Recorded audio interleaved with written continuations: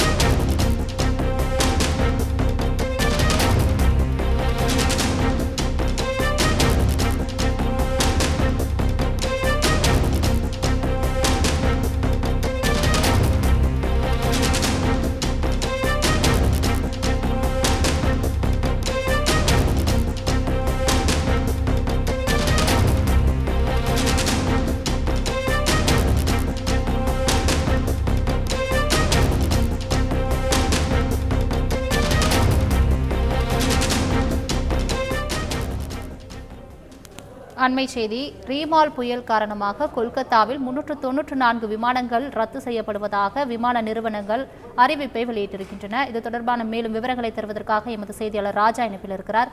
ராஜா வணக்கம். தற்பொழுது புயல் முன்னெச்சரிக்கை நடவடிக்கையாக கொல்கத்தாவில் 394 விமானங்கள் ரத்து செய்யப்படும் என்று தெரிவிக்கப்பட்டுள்ளது. இது தொடர்பான மேலும் விவரங்கள் என்ன?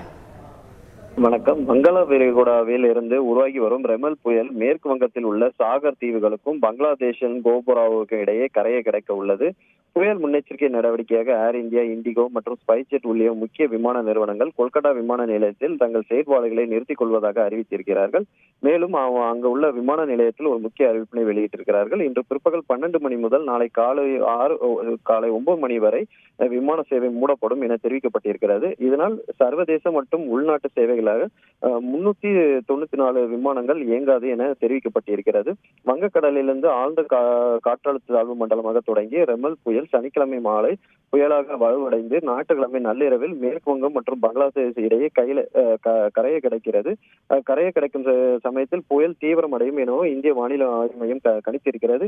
இதனால் கொல்கத்தா உள்ளிட்ட மேற்கு வங்க கடலோர பகுதியில் பலத்த காற்றுடன் கனமழை முதல் மிக கனமழை பெய்யும் என எதிர்பார்க்கப்படுகிறது.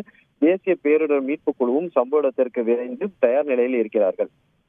விரிவான தகவல்களுக்கு நன்றி ராஜா.